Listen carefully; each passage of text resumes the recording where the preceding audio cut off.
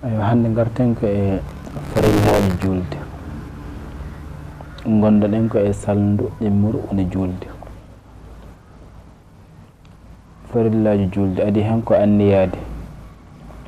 anniyade julde waktu jontuɗo o waktu jeeɗi foti ko tisbar walla ko takkusan walla futuro walla geeƴo walla subaka kala hen waktu mo juulata alay sago a fiɓantu ɗum anniya toɗɗiɗo. rewi hen ko kabbirgol karminirgol firti ko habbirangol sa habbiri ɗum dendagol ko fate gueɗe aduna harmi ɗum addini wiyeede karminirgol hankanti a naati e juuli he tawa ko e daragol nde kabbirtade yaalo ko a dari ɗum ko wiide allahu akbar sahande natata e julde.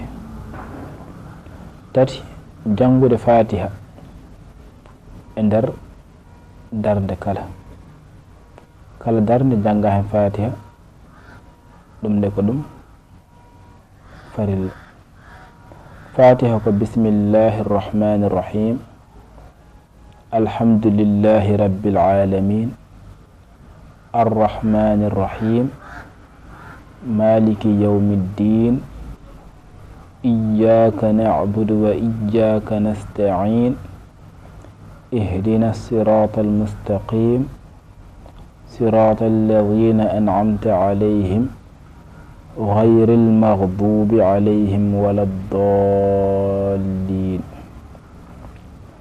neɗɗo fotani wastade so ina hattani walla bonnude jangin o.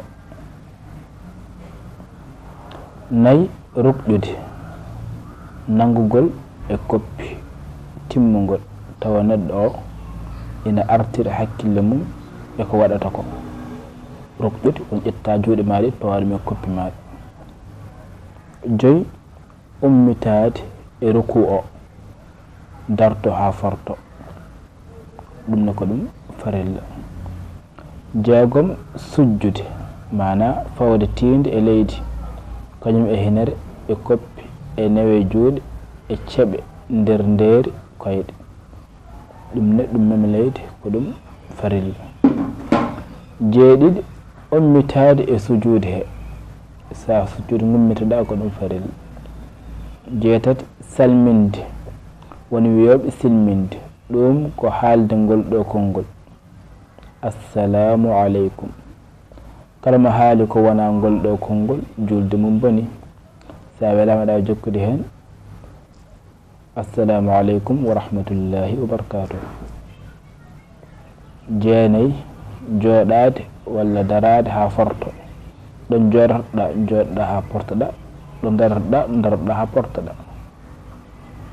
sappo deeƴnude terɗe ko alda e heñare ha ɓandu ndu foof deeƴa kala foof gollal ngal mbatta tergal ma ngal deeƴa ha ɓandu foof fota deeƴa deeƴ wasa wadde siko gertagal kala foof gollal ngal mbatta a waɗa ɗum fotirni mbasa heñorade ɗum ɓandu ndu foof fotodira ɗum deeƴa.